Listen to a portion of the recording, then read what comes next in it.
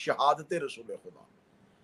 ये एक बुनियादी इख्तलाफ है कि रसूल की वफात हुई थी या रसूल अल्लाह की शहादत हुई थी। हत्ता के रिसालत माप को नूर मानने वालों में भी एक सोच पाई जाती है कि शहादत रसूल खुदा नहीं मनानी चाहिए या नहीं हुई थी। तो क्योंकि आज के दिन इस चैनल ने, विलायत अली ने ये हमें प्लेटफॉर्म मुहैया किया है और मौला इनकी तौफीकात में इजाफा फरमाए कि ऐसे तमाम गुफ्तगू के तमाम उन्वानात, ऐसे तमाम मौज़ूआत जिस पे गुफ्तगू से इज्तनाब बरती जाती है, हम इस प्लेटफॉर्म के ज़रिए से आप तक पहुँचाने की कोशिश करते हैं। हजूर, सबसे पहली गुजारिश ये है कि रसूल अल्लाह को खुदा ने कायनात के अमूर पे नाज़म बना के भेजा था। हुवल्लज़ी बअस फ़िल उम्मिय्यीन रसूलन मिनहुम यतलू अलैहिम आयातिहिम व युज़क्कीहिम व युअल्लिमुहुल किताब वल हिकमा। हमने मबऊस किया था रसूल को उम्मीयीन में से ताकि वो उन्हें आयात पढ़ के सुनाए, तलावत करे और उनके नफूस को पाक और पकीज़ा करे। जहाँ खुदा ने रसूल अल्लाह की ज़ात को अफजलियत दी थी, जहाँ रसूल ज़ात को अहम बना के भेजा था, तो वहाँ ये बात रोज़ रोशन की तरह आया है कि वो रसूल जो कायनात के अमूर पे कुदरत रखता है, उस रसूल की तबई मौत नहीं हो सकती। तबई मौत तब होती है कि जब आप अपनी तबीयत पर एतदाल और तवाज़न बरकरार ना रख सकें। यकीनन मौत अल्लाह का हुक्म है, मौत अल्लाह का अम्र है और नफ्स मौत का जायका चखेगा। लेकिन हम अपने शुहदा के बारे में भी, खुदा कुरान में कहता है कि जो राह हक में कत्ल हो जाते हैं वो जिंदा हैं और तुम उनका शऊर नहीं रखते। यानी कि मुस्तफ़ा के कहने के मुताबिक जो जिंदगी गुजारता हुआ राह खुदा में शहीद हो जाए वो तो जिंदा है, और जिसने ये राह दिखाया हो वो मुर्दा कैसे हो सकता है। जियो के बोला जियो। अब रिसालत माब सल्लल्लाहु अलैहि वसल्लम की जिंदगी में आप उनकी हयात तैयबा देखें। जनाब नूह 950 साल तक की जिंदगी है। अंबिया की जिंदगी की तौलानी मुद्दतों को देखें तो रिसालत माब की हयात तैयबा 63 बरस की है। 63 बरस में रिसालत माब की जिंदगी का इब्तदाई दौर मक्का में गुजरा जो 40 साल पे मुहित था। फिर 23 साल रसूल के मदनी दौर के, 40 साल के दौर में रिसालत माब पर मुजालम हुए, रिसालत माब पर जुल्म हुए, सोशल बाइकाट हुआ, रसूल पाक को मक्का में अजियतें और तकलीफ़ें बर्दाश्त करनी पड़ी। फिर रिसालत माब ने हिजरत की, हिजरत करके मदीना पहुँचे, मदीना में आके बदर, ओहद, खैबर, खंदक और ये तमाम गज़वात जो थे ये रिसालत माब की मदनी ज़िंदगी का हिस्सा है। जब रिसालत माब ने दीन हक का आगाज़, अब मैं गुफ्तगू का मौजू पे आने लगा हूँ कि आखिर जो भी कत्ल होता है वो किसी न किसी दुश्मनी की वजह से होता है। रिसालत माब की शहादत या रसूल के कत्ल के पीछे साजिश क्या थी? जब रिसालत माब ने मक्का में दीन इस्लाम की बुनियाद रखी और रिसालत माब ने मक्का से ऐलान इस्लाम किया और आगाज इस्लाम हुआ, तो बज़ाहिर तो मक्का वालों के लिए ये बात बिल्कुल नई थी कि किसी ऐसे खुदा को तस्लीम किया जाए जो नजर नहीं आता। लेकिन रिसालत माब ने अपना किरदार इतना बेहतर तरीके से मक्का वालों के सामने पेश किया था कि अहले मक्का को खुदा देखने की जरूरत इसलिए पेश नहीं आई कि रसूल जैसा सादिक कह रहा था, रसूल जैसा सच्चा कह रहा था। लिहाजा रसूल की जुबान अतहर पर यकीन करते हुए, रसूल के किरदार को तस्लीम करते हुए मक्का वालों ने तौहीद को तस्लीम कर लिया। अब मक्का में मुख्तसर सा जो अहबाब रसूल के साथ इस दायरा इस्लाम में दाखिल हुए वो मोहब्बत रसूल अल्लाह में दाखिल हुए और रसूल की मोहब्बत के जरिए उन्होंने अल्लाह को पहचाना। फिर बात सुनिएगा, ये वो लोग थे जिन्होंने मोहब्बत रसूल से की, पहचाना अल्लाह। ये वो लोग थे जिन्होंने रसूल के जरिए अल्लाह को पहचाना। उन्होंने अल्लाह देखा नहीं, उन्होंने अल्लाह सुना नहीं, उन्होंने अल्लाह के वजूद का मुतालबा नहीं किया। बस उन्होंने ये कह दिया कि ए मोहम्मद इब्ने अब्दुल्ला, हमें तुमसे मोहब्बत है। अगर तू कह रहा है तो फिर हम मानते हैं कि अल्लाह है। अगर तू कह रहा है कि कोई जन्नत है तो हम मानते हैं कि वो है। अगर तू कह रहा है कि कोई जहन्नम है तो हम तस्लीम करते हैं कि वो है। अगर आप कहते हैं कि कोई फरिश्ता उतरता है تو ہم نہ دیکھتے ہوئے مانتے ہیں کہ وہ ہے. یعنی کہ انہوں نے پورے کا پورا اسلام کہتے تسلیم کرنے کو، انہوں نے رسول کی بات کو تسلیم کر لیا. انہوں نے کہا ہم تسلیم کرتے ہیں کہ جو آپ کہہ رہے ہیں یہ حق ہے. یہ وہ لوگ تھے جو حقیقی مسلم تھے، کیونکہ انہوں نے رسول کی زبان کو تسلیم کیا تھا، اور رسول پاک کی زبان کو تسلیم کرتے ہوئے انہوں نے کلمہ پڑھا. اب جب رسالت امام مکہ سے نکلتے ہیں تو تسلیم شدہ افراد رسول کے ساتھ ہجرت کر کے مدینہ پہنچتے ہیں. جب رسالت امام مدینہ پہنچ جاتے ہیں تو مدینہ میں جا کے رسالت امام ایک مختصر سے لشکر کے ساتھ کفار کے ساتھ جنگ کرتے ہیں. بدر کی جنگ، احد کی جنگ، اور پھر فتح مکہ. پھر جب رسول اسی شہر کو فتح کرتے ہیں تو آپ کے ازلی ترین دشمن مجبوراً زندگی بچانے کے لیے کلمہ پڑھ لیتے، قبول اسلام کرتے. تو اب مسلمانوں میں دو طرح کے لوگ تھے. ایک وہ تھے جنہوں نے رسول کو محبت سے تسلیم کیا اور کلمہ پڑھا. ایک وہ تھے جنہوں نے زندگی کے محبت، موت کے خوف کی وجہ سے کلمہ پڑھا. پھر ایک تیسرا طبقہ تھا. وہ تیسرا طبقہ ہی قتل رسول میں شریک تھا. وہ تیسرا طبقہ کون سا تھا؟ جب رسالت ماب اپنے جنگوں میں فاتح بن رہے تھے اور رسول مسلسل اشاعت اسلام کو پھیلا رہے تھے، تو کیونکہ عرب بادشاہوں کا عرب تھا، عرب ذل سبحانی کا عرب تھا، عرب شہنشاہوں کا عرب تھا، وہاں تاریکیوں کا راج تھا. انہوں نے مان لیا کہ یہ فاتح بن گیا ہے تو پھر یہ شہنشاہ بھی بنے گا. یہ شہنشاہ بنے گا تو اس کی بادشاہت بھی قائم ہوگی. جب اس کی بادشاہت قائم ہو جائے گی تو اس کا تسلط بھی قائم ہو جائے گا. جب اس کا تسلط قائم ہو جائے گا تو کیوں نہ ہم اسلام قبول کریں تاکہ ہم اس کے تسلط میں اپنا حصہ لے سکیں. ہم جب اس کی حکومت قائم ہو جائے تو اس حاکمیت میں اپنا حصہ لے سکیں. اب یہ تیسرا طبقہ وہ تھا جنہوں نے موت کی خوف یا زندگی سے محبت نہیں، جنہوں نے حکومت کے لالچ کی وجہ سے کلمہ پڑھا. اس لیے تاریخوں میں یہ بات لکھی جا چکی ہے کہ ایک شخص کو جب بتایا گیا تھا، ایک کاہن نے، ایک نجومی نے، ایک ستاروں کا علم جاننے والوں نے، کہ ان قریب عبداللہ کا بیٹا پوری دنیا میں بادشاہ بنے گا، تو وہ شخص آخری وقت تک کہتا رہا کہ مجھے رسول کی محبت نے مسلمان نہیں کیا تھا، مجھے اس کاہن کی اس خوشخبری نے مسلمان کیا تھا جس نے مجھے بہت پہلے یہ رائے دے دی تھی اور بہت پہلے اس نے مجھے بتا دیا تھا کہ محمد ان قریب بادشاہ بننے والا ہے. اب جنہوں نے بادشاہت کے لالچ میں کلمہ پڑھا، یہ سن کے کلمہ پڑھا کہ رسول اپنا تسلط قائم کریں گے اور رسول کی حاکمیت قائم ہوگی اور رسول ان قریب پورے عرب کے حکمران بننے والے ہیں، تو اب ان کو اپنے بتوں کی تذلیل بھی برداشت ہو رہی تھی. ان کو ہر چیز برداشت ہو رہی تھی صرف اس وجہ سے کہ ہم ان قریب رسول کے تسلط میں اور رسول کی حکومت میں حصہ لیں. اب وہ کڑوی گولی بھی نگر رہے تھے. لیکن یہاں کیونکہ میری اس وقت خطاب کسی ایک مسئلہ، کسی ایک فرقہ کے لیے نہیں، میں انتہائی مشکل ترین موضوع پہ اہل اسلام سے مخاطب ہوں. اب یہ جو طبقہ ہے ان کے لیے خدا قرآن میں مسلسل آیات بھیج رہا ہے اور پوری سورت اتر گئی ہے. ان آیات کو جب اکٹھا کیا گیا تو ایک سورت میں آ گئے جسے سورہ منافقون کہا گیا، کہ یہ لوگ جو آپ کے پاس محفل میں بیٹھ کے آپ سے محبت کا اظہار کرتے ہیں، در حقیقت کے تنہائی میں بیٹھ کے آپ کے خلاف مسلسل پراپیگنڈا کرتے ہیں.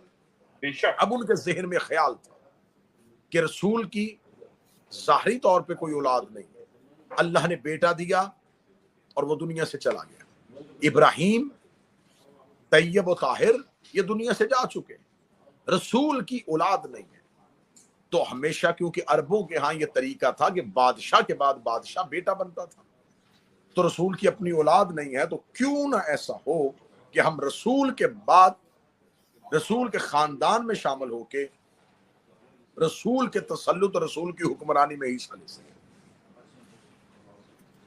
اس وجہ سے بعض احباب نے رسول سے رشتہ داری کی کہ شاید رسول کی نسل ہمارے خاندان سے چلی جائے. میں फिर जुमला दोहराने लगा हूं कि रसूल से रिश्तेदारी इस वजह से की गई ताकि अगर नस्ल रसूल चले तो उस नस्ल रसूल में हमारा हिस्सा भी हो, यानी कि वो रसूल का बेटा, वो ये रसूल की नस्ल होगी, जो भी रसूल का खानदान फैलेगा वो हम उसके ननिहाल होंगे। जियो के लेकिन अब्दुल्ला, कुदरत परवरदिगार थी कि खुदा ने ऐसा ना होने दिया, और रसूल की बेटी जनाब सैयदा फातिमा ज़हरा, रसूल की ज़ौजा मलिकतुल अरब, शहजादी की बेटी, खुदा ने रसूल की नस्ल रसूल के बेटी के जरिए से चला दी। अब जब रसूल की बेटी के जरिए रसूल की नस्ल चली तो अब उन्हें ये बात दौड़ रही थी जहनों में कि हम तो जिस लालच में रिश्तेदारी कर रहे थे वो लालच भी खत्म होता चला जा रहा है कि रसूल की तो रिश्तेदारी में हम शरीक नहीं हो सकते। अब खुदा कुरान में जहां मुनाफिकीन के लिए आयत भेज रहा था तो वहां खुदा हसनैन की शान में भी आयतें भेज रहा था। जियो के अब्दुल्ला, वहां खुदा ने एक कुरान में नस दे दी आया मुबाहला में कि हसन और हुसैन बनस कुरान रसूल के बेटे।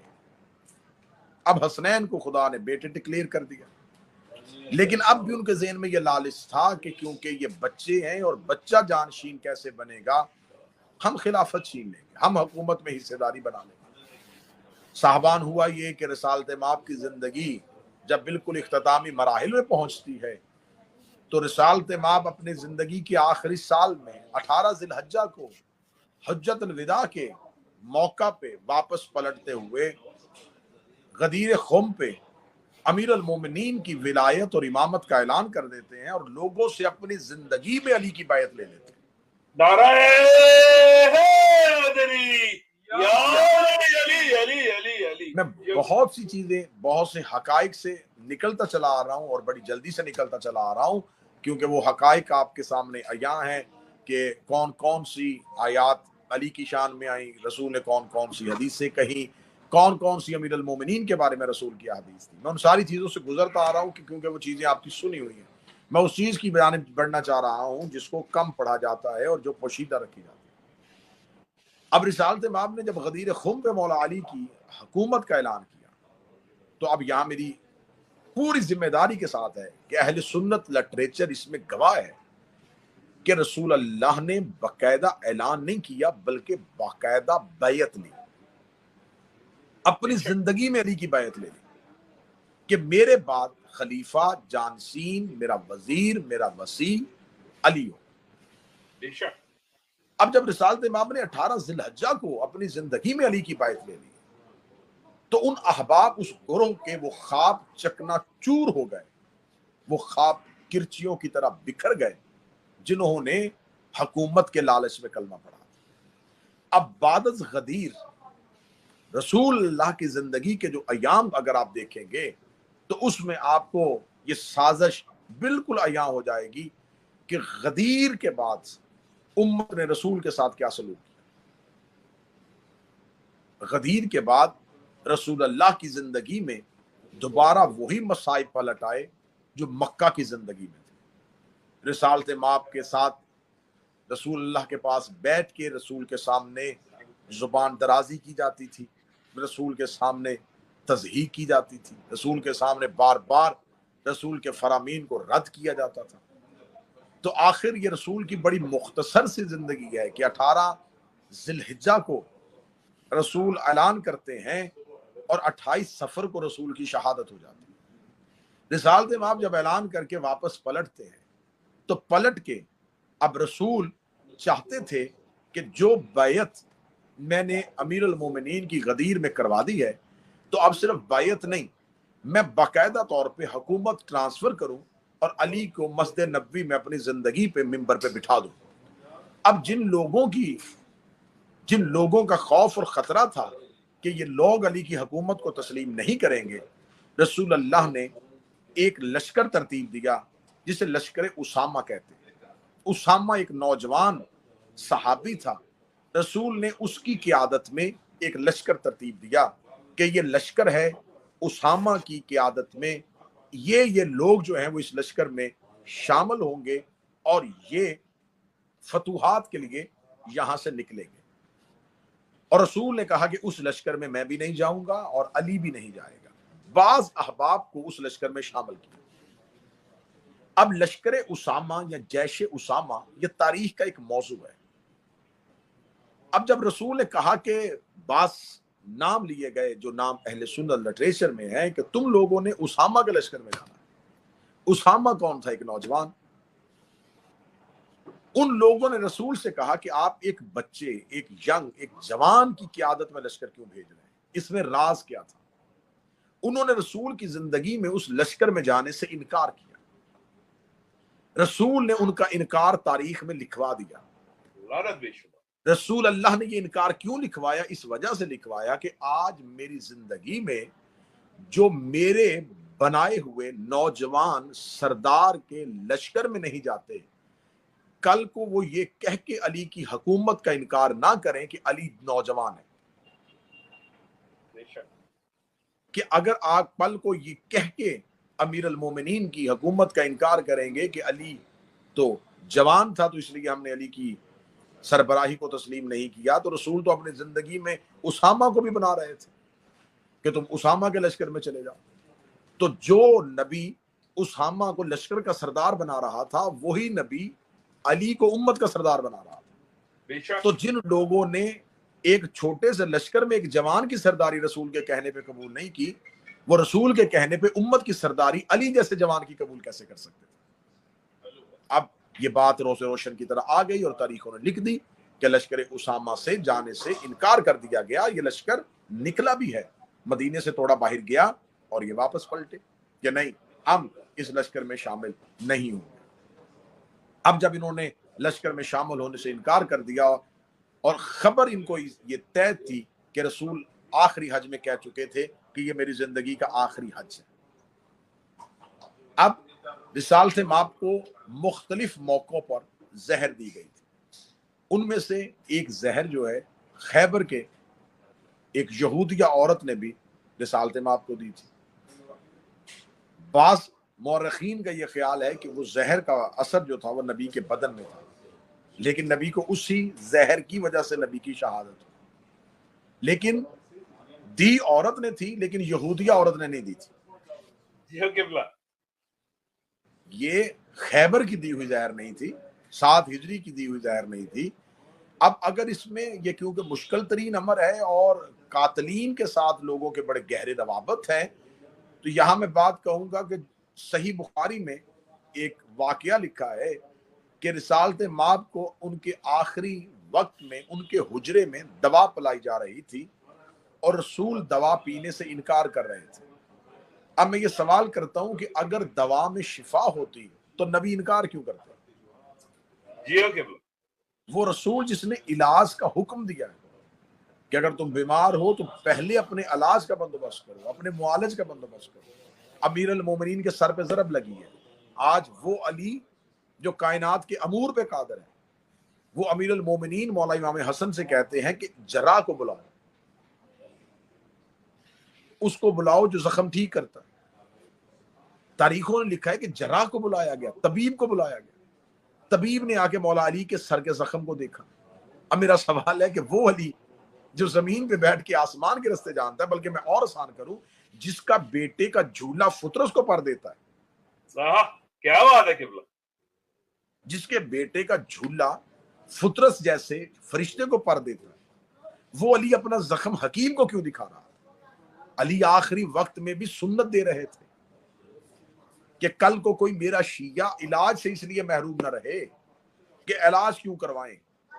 علی نے ہمیں طور اور طریقہ دیا، امیر المومنین نے ہمیں سکھایا کہ زندگی میں جب مشکل اور مصیبت ہو یا بیماری ہو تو اپنا وقت میں گزارا کیسے کرنا. اب وہ رسول جو علاج کا حکم دیتا ہے، صحیح بخاری کہتی ہے کہ اس کو دوا پلائی جا رہی تھی اور وہ انکار کر رہے تھے. اب میرا اگلا سوال، رسالت مآب کی قبر مبارک آج بھی کہاں ہے؟ رسول کی ایک زوجہ کے حجرے میں. کہتے ہیں رسول اسی حجرے میں زیادہ وقت گزارتے تھے، تو اسی حجرے میں رسول رہتے تھے. رسول اللہ کو آخری ایام میں اس حجرے میں کیوں رکھا گیا تھا؟ رسالت مآب صلی اللہ علیہ وآلہ وسلم کے आखिरी एक हदीस बड़ी मशहूर हदीस है जिससे तमाम अहले सुन्नत अकाबरीन ने इनकार नहीं किया। उस हदीस को कहा जाता है हदीस किरतास। किरतास कहते हैं कलम कागज कि रिसालत माब ने आखिरी वक्त में उसी हुजरे में कागज और कलम मांगा था कि मुझे कागज और कलम दिया ताकि मैं कुछ लिख दूं, कुछ नविश्ता लिख दूं, कुछ तहरीर कर दूं। अब मेरा सुनने वाले मुसलमानों से ये सवाल है कि उस वक्त उस हुजरे में कौन कौन लोग थे जिन्होंने रसूल के सामने इतना शोर किया कि रसूल अल्लाह को अपने चेहरे मुबारक से चादर हटा के मजबूरन कहना पड़ा कि मेरे हुजरे से बाहर निकल जाओ। रसूल को कागज कलम देने से इनकार कर दिया गया। आखिरी वक्त में रसूल को कागज और कलम नहीं दी जाती कि या रसूल अल्लाह हमें जरूरत नहीं है, हस्बुना किताबुल्लाह, हमें आपके बाद अल्लाह की किताब काफी है, आप हमें कुछ भी ना लिख के देंगे तो हम कुरान से रहनुमाई ले लेंगे। अब रिसालत माब की वो तहरीर जो रसूल लिखना चाहते थे उम्मत की हदायत के लिए, उसके रास्ते में रुकावट कौन बने? यकीनन ब यकीनन देखें, आप एक माशरती दुनिया में जिंदगी गुजार रहे हैं। जब एक शख्स को कोई कत्ल कर दे या कत्ल की कोशिश करे और उसकी जिंदगी की सांसें अभी बाकी हों, तो उसका आखिरी बयान जो रिकॉर्ड करवाया जाता है ये सबसे अहम होता है। फौरी तौर पे वो जितनी भी क्रिटिकल सिचुएशन में हो और जितनी भी संजीदा हालत में हो, फौरी तौर पे कहा जाता है कि जब तक इसकी सांसें हैं जल्द अज जल्द इससे इसका आखिरी बयान रिकॉर्ड करवा लिया जाए ताकि वो एज एविडेंस काम आ सके कि मकतूल ने आखिरी वक्त में अपने कातिल के बारे में क्या कहा था। क्या बात है किबला, बेशक। अब जब मकतूल अपना बयान रिकॉर्ड करवाने की कोशिश करता है तो जिन्होंने छुप के हमला किया होता है, जिनके बारे में लोगों को नहीं पता होता कि असल कातिल ये है, वो उस वक्त मकतूल के इर्द गिर्द मंडला रहे होते हैं। उनकी कोशिश होती है कि खानदान में से, फैमिली में से कोई बंदा अगर मकतूल के पास गया और उससे पूछ लिया कि तुम तक ये हमला किसने किया था, तो हम बेनकाब हो जाएंगे। पहले तो वो किसी को मिलने नहीं देते, और अगर कोई गैर तरफा शख्स जिसका कोई भी तरफैन से ताल्लुक ना हो वो आके उससे कुछ लिखवाने लगे तो वो उसे लिखने नहीं देते। बस इस्लाम में रसूल के दुश्मनी और कत्ल की कहानी यहीं पे खुल गई कि रसूल जिंदगी में जब लिखवाना चाह रहे थे तो लिखने से मना कौन कर रहा था? जियो किबला, जियो जियो। अगर रसूल को लिखने से मना किया जा रहा था कि आप ना लिखें, तो अब मैं कुरान की तरफ आता हूं कि कुरान कहता है कि मेरा मोहम्मद जो दे वो ले लो। बेशक। तो अब मेरे बरादरान अहले सुन्नत जिनको मौलवी शख्सियात के नाम पे जज्बाती करते हैं, मुश्तइल करते हैं, उनको उभारते हैं कि देखें, उन लोगों से मेरा सवाल है कि आप हकाइक से चश्म पोशी न करें। आप उनसे पूछें कि जब रिसालत माब सल्लल्लाहु अलैहि वसल्लम कह रहे थे कि मैं लिखवाना चाहता हूं और कुरान की आयत कह रही है कि जो भी वो मोहम्मद दे वो ले लो, बेशक। तो अब बनसे कुरान की रूह गर्दानी किसने की? किसने नाफरमानी है कुरान की कि उन्होंने मुस्तफ़ा को लिखने नहीं दिया? रिसालत माब सल्लल्लाहु अलैहि वसल्लम को वो नविश्ता, वो तहरीर नहीं लिखने दी, और रिसालत माब को उस हुजरे से अपनी बेटी के घर जाने की तक भी नहीं दिया गया। उसी हुजरे में कुछ लोगों का रश इतना मुसलसल रहा कि रसूल की अहले बैत को भी रसूल से मिलने नहीं दिया जा रहा था। हत्ता के 28 सफर की सुबह रसूल की शहादत हो जाती है। अब ये बिल्कुल तारीखी हकाइक है जो मैं आपके सामने पढ़ रहा हूं। 28 सफर रसूल की शहादत हुई। 28 सफर का दिन 28 सफर की रात, 29 सफर का दिन, 29 सफर की रात और 30 सफर तक रसूल का जस्दे मुबारक रसूल के हुजरे में पड़ा रहा। 3 दिन तक मुसलसल नबी की तदफीन अमल में नहीं लाई गई। अब जिन लोगों ने यह एतराज किया था कि अमीर अल मोमिनीन ने रसूल की तदफीन में जल्दी कर दी, अब जितनी भी आप तारीख की किताबें, चाहे उनका अहले सुन्नत के साथ ताल्लुक है, आप उनको भी उठा के देखें, हरीरी से तिबरी तक चले जाएं, तमाम ने लिखा कि 3 दिन तक मुसलसल नबी की तदफीन नहीं, रसूल अल्लाह का जस्द मुताहिर रसूल के हुजरे में पड़ा। बाज़ असहाब आए और उन्होंने रसूल का जनाजा पढ़ने का कहा कि हम रसूल का जनाजा पढ़ना चाहते हैं, तो अमीर अल मोमिनीन रसूल के मुसलसल जनाजे पे तशरीफ फरमा थे, क्योंकि जनाजा जो है, जनाजे की तकबीरें मगफरत की दुआएं होती हैं। तो आप जनाजे की तकबीरें उठा के देखें, वो मगफरत की दुआएं हैं। तो मौला अमीर अल मोमिनीन ने फरमाया कि क्या तुम नहीं जानते कि रसूल की जिंदगी में भी कोई इमाम नहीं बन सकता और रसूल के जिस्म के पास भी कोई इमाम नहीं बन सकता? क्या तुम में से कोई इस काबिल है कि वो रसूल के जनाजे में इमामत करवा सके? क्या तुम में से कोई इस काबिल है कि वो रसूल के जस्दे अतहर पे खड़ा होकर रसूल की मगफरत मांग सके? तो फिर या अली क्या किया जाए? तो रिसालत माप के जनाजे पे अमीर अल मोमिनीन जो तरीका दिया, फरमाया कि रसूल के जस्दे मुताहर का तवाफ करते हुए सिर्फ एक आयत पढ़ो, इन्नल्लाह व मलाइकतहु युसल्लूना अला नबी या अय्युहल्लज़ीना आमनू सल्लु अलैहि व सल्लिमू तस्लीमा। अब मुसलसल बाज गुरुह आते थे, वो रसूल के चेहरे की ज़ियारत करते थे, रसूल के जनाजे पे दरूद पढ़ते हुए गुजर जाते थे। अब मैं ये बिल्कुल लिटरेचर अहले सुन्नत पढ़ रहा हूँ। जो ही रसूल अल्लाह की मौत की इतला मदीने की गलियों में फैली, तो एक रश था जो रसूल के घर के बाहर लग गया। लोगों ने रोना शुरू किया, पीटना शुरू किया, आहबका शुरू हुई। उनमें से एक शख्सियत जो बाद में दूसरी खिलाफत के हकदार बने, उन्होंने आके तलवार को न्याम से निकाल लिया और न्याम से निकाल के रसूल के दरवाजे की बाहर एक ऊंची जगह पे खड़े होके ऊंची आवाज में कहा, खबरदार कोई ना कहे कि मोहम्मद मर गए, वो जिंदा हैं, वो अपने अल्लाह से मुलाकात करने के लिए गए और अभी आ जाएंगे। इस बात को कोड किया गया अहले सुन्नत किताबों। जब उन्होंने ये लफ्ज कहा तो रोते हुए लोग खामोश हो गए। रोते हुए लोगों का खामोश होना था, तो यहाँ एक सहाबी है जिसका नाम है अमर बिन जायद, उसने एक आयत पढ़ी। इस आयत का मफहूम ये था कि जब नबी दुनिया से जाता है तो तुम्हें याद नहीं कि तुम कुफ्र की जानब उल्टे पांव दौड़ाते हो। तो उस नौजवान सहाबी को डरा धमका के खामोश करवा दिया गया। जब वो खामोश हो गए तो अब यहाँ पर 2 सहाबी आते हैं, एक का नाम है अबू उबैदा जराह और एक सहाबी है अब्दुर्रहमान बिन औफ।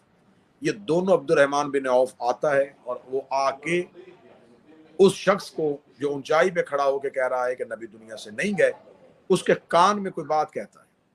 जब वो कान में कोई बात कहता है तो वही शख्स जो थोड़ी देर पहले कह रहा था कि नबी दुनिया से नहीं गए, वो जिंदा हैं और अल्लाह से मुलाकात करके अभी पलट आएंगे, वही शख्स अपनी तलवार को वापस न्याम में रखता है, अपनी चादर को अपने मुंह पे रख के थोड़ी देर के लिए रोता है और रोने के बाद फिर लोगों से मुखातब होकर कहता है कि तुम में से जो कोई मोहम्मद की पूजा करता था या पुरस्तिश करता था, वो ये जान ले कि मोहम्मद मर गए लेकिन अल्लाह जिंदा है। अब ये बातें लिटरेचर में लिखी, शख्स एक है, नारे 2 है। अब मुअर्रिखीन कहते हैं जी, जो उन्होंने पहली बार कहा था वो भी नबी की मोहब्बत में कहा था और जो दूसरी बार कहा वो भी नबी की मोहब्बत में कहा। पहला अकीदा ये कहा कि नबी जिंदा हैं और वो अभी मौजूद हैं, अल्लाह से मुलाकात करेंगे। फिर कहा नबी चले गए हैं। जो पहले जिंदा कहा वो इस वजह से कहा कि उनके लिए ये बात अचानक थी कि अभी हमने अमूर खिलाफत और हुकूमत तय नहीं की। जब कान में आके ये बताया गया कि आप नबी की मौत का ऐलान कर दें, अमूर खिलाफत तय हो चुके हैं, تو اب موت کا اعلان کر دیا گیا۔ آج بھی اس موقع پر بھی یہ طریقہ آج بھی رائج ہے کہ عربوں کے ہاں جب کوئی بادشاہ دنیا سے جاتا ہے تو اس کی موت کا فوری اعلان نہیں کیا جاتا جب تک کہ نامزد کردہ کو منتخب نہ کر دیا جائے اور تمام امور طے نہ کر لیے جائیں تو عرب بادشاہوں میں موت کا اعلان نہیں کرتے، اس کی موت کو پوشیدہ رکھا جاتا ہے۔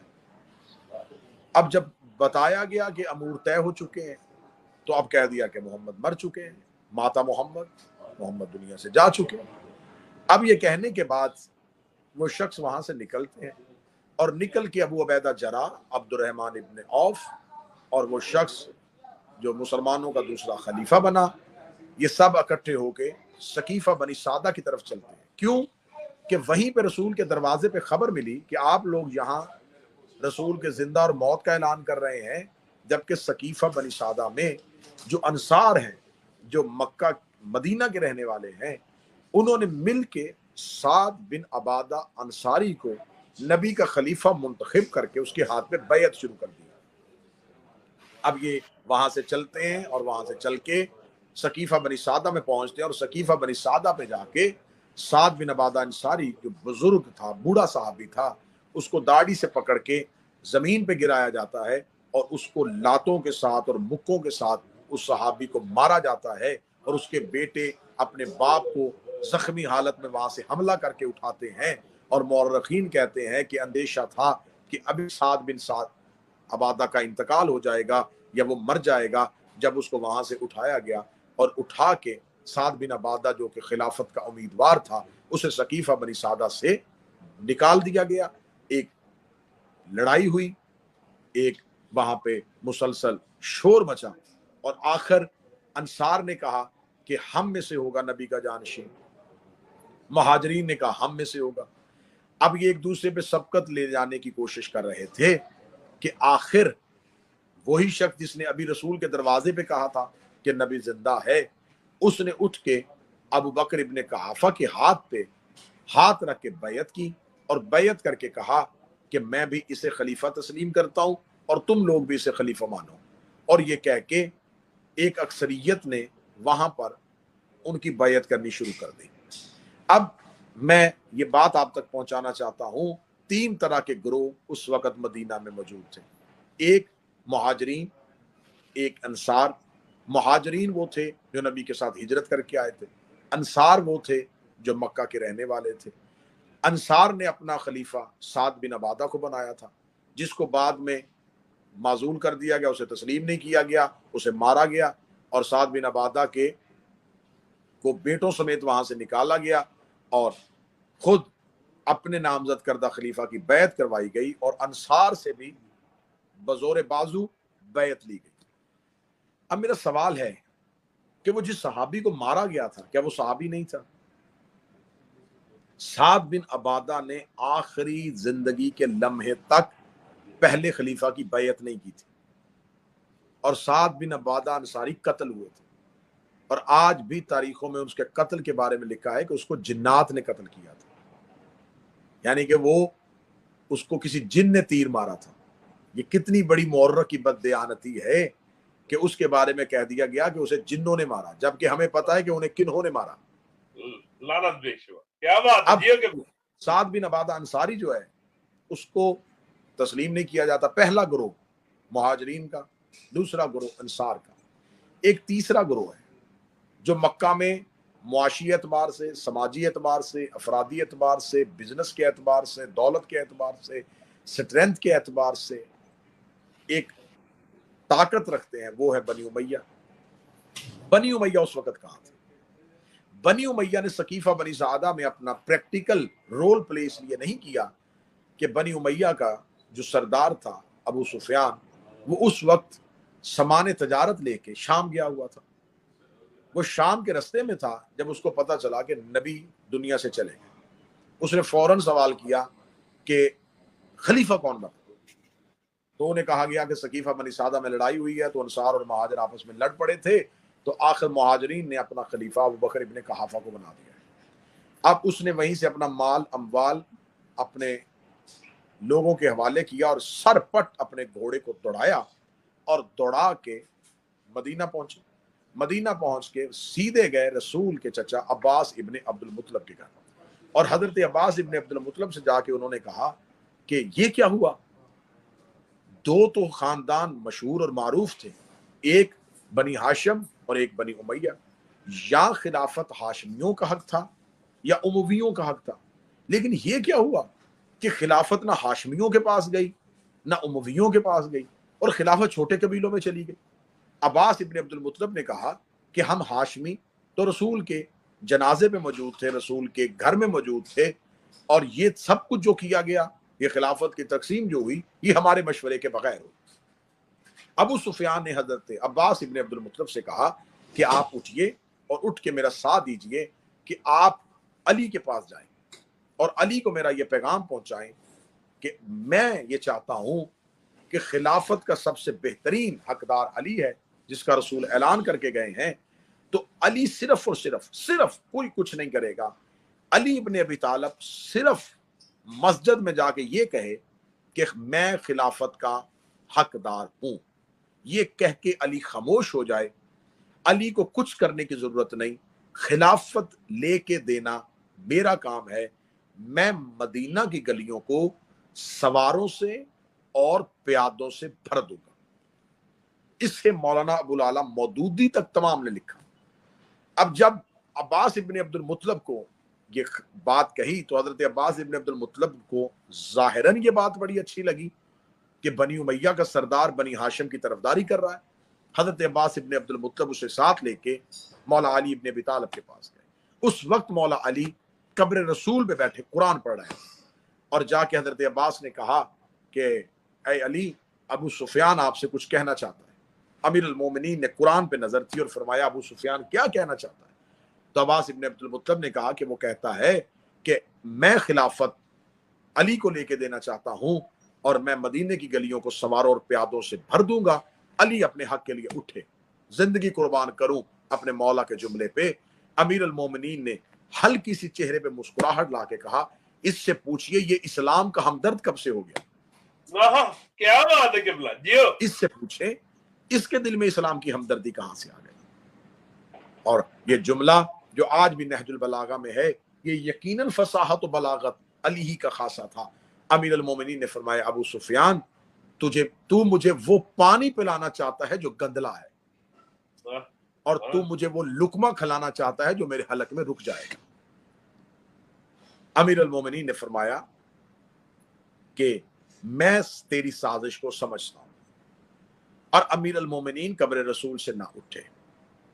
اب یہاں پر آج تک ایک سوال کو شیعہ مذہب پہ ایک تانا بنا کے پیش کیا جاتا ہے کہ اگر امیر المومنین کا حق تھا تو امیر المومنین نے اس حق کے لیے تلوار کیوں نہیں اٹھائی؟ تو صاحبان اس کے جواب کو ایک لائن میں مختصر میں کروں گا کہ علی کی تلوار نیام سے نکل پڑے تو بدر احد خیبر خندق میں اسلام بچتا ہے, اور علی کی تلوار رسول کے بعد نیام میں واپس چلی جائے تو بھی اسلام بچتا ہے. کیا بات ہے جیو قبلہ. اسلام کو ضرورت تھی تو تلوار نیام سے نکلی, اور اسلام ہی کی ضرورت میں تلوار نیام میں واپس آئی. اب آپ مجھ سے پوچھیں کہ صاحب یہ کیوں؟ بدر احد جو علی احد میں ٹوٹی ہوئی تلوار سے ہزاروں کو مار سکتا ہے, وہ مدینہ میں اپنا حق کیوں نہیں لے سکتے تھے؟ اس کی وجہ میں ایک مثال سے اس انداز میں بیان کر دوں. ایک شخص کسی ایک جگہ پہ اپنی پوری کمائی لگا کے ایک امام بارگاہ یا مسجد بناتا ہے. مسجد اور امام بارگاہ بنانے کے بعد اس کی کوشش ہوتی ہے کہ جو ارد گرد کے علاقوں کے لوگ ہیں وہ اپنے بچوں کو یہاں بھیجیں اور وہ قرآن کی تعلیم حاصل کریں اور یہاں پر باقاعدہ نماز ہو اور لوگ دین سے روشناس ہو سکیں. لیکن بعد میں کچھ احباب اس مسجد اور امام بارگاہ میں یہ کہہ کے داخل ہو جاتے ہیں کہ صاحب آپ اکیلے یہ ذمہ داری نہیں نبھا سکتے, تو ہم بھی اس ذمہ داری کو ادا کرتے ہیں, تو لہٰذا ایک ٹرسٹ بنا دیا جائے. ایک ٹرسٹ بن جاتا ہے. ساتھ والی آبادیوں میں خبر ہو جاتی ہے کہ جس نے اپنے بچوں کو قرآن پڑھوانا ہو, دین سے روشناس کروانا ہو, تو اس جگہ پر ایک ادارہ, ایک امام بارگاہ بن گیا ہے, آپ وہاں پر اپنے بچوں کو بھیجیں. اس مسجد میں اپنے بچوں کو بھیجیں. جو ہی وہ ٹرسٹ قائم ہوتا ہے تو اس ٹرسٹ میں صدارت کے لیے دو لوگوں کی آپس میں لڑائی ہو جاتی ہے. جب دو لوگوں کی آپس میں لڑائی ہو جاتی ہے تو وہ جس نے اپنی پوری کمائی سے اس امام بارگاہ کو بنایا ہے اب وہ خاموشی سے ان دونوں کی لڑائی کو دیکھ رہا ہے کہ میں سمجھ رہا تھا یہ مخلص ہو کے دین کی خدمت کرنے لگے لیکن یہ تو آپس میں اقتدار کے لیے لڑ پڑے. اب اسے خوف اور خطرہ پیدا ہو گیا کہ اگر اس لڑائی میں نے اپنا کردار ادا کیا اور میں نے اپنا حق استعمال کرنے کی کوشش کی تو وہ لوگ جن کے گھروں تک خبر پہنچی ہے کہ ان کے بچوں کے قرآن پڑھانے اور ان کی نماز پڑھانے کا بندوبست ہو گیا ہے وہ وہی ڈر کے خاموش ہو جائیں گے کہ اس امام بارگاہ میں جانے کا کیا فائدہ جہاں اپنے لیے لڑائیاں ہو رہی ہیں, اس مسجد میں جانے کا کیا فائدہ جہاں پر اپنے اقتدار کے لیے لڑائی ہو رہی ہے. تو صرف ان کی ذات کا نقصان نہیں ہوگا, نقصان مشن کا ہو جائے گا, نقصان اس مقصد کا ہو جائے گا, نقصان اس امام بارگاہ کی اس تبلیغ کا ہو جائے گا جس کے لیے میں کوشش اور کاوش کر رہا تھا. تو لہٰذا اگر وہ خاموش ہو جاتا ہے تو وہ اپنے مشن کو بچاتا ہے, وہ اپنے مقصد کو بچاتا ہے.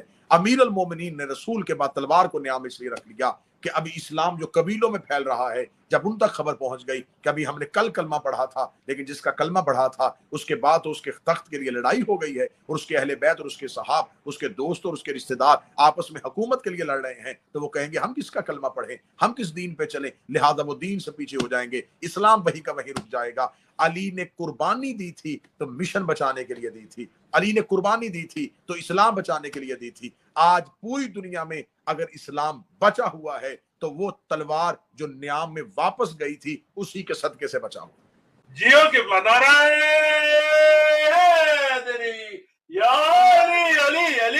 اب ان تمام عوامل کا جس کا میں نے بہت مختصر سے وقت میں محاسبہ کیا ہے اور تجزیہ کیا ہے, اب ان تمام عوامل کا جائزہ لے کے آپ ہمیں بتائیں کہ رسول اللہ کے ساتھ مخلص کون تھا, رسول کا دشمن کون تھا, رسول کے مشن کا ساتھ کس نے دیا, رسول کے مشن کا نقصان کس نے دیا. صاحبان آپ کو بالآخر یہ غور کرنا پڑے گا, آپ چاہے شیعہ دشمنی میں آپ دیواریں کالی کریں, کتابوں کی سیاہی کے ساتھ کتابوں کے ورق کالے کر دیں, لیکن آپ کو ایک دن تسلیم کرنا پڑے گا کہ اصل میں اسلام کے دشمن وہی تھے جو علی کے دشمن تھے. بے شک رسول کے دشمن وہی تھے جو اصل میں اسلام کے دشمن.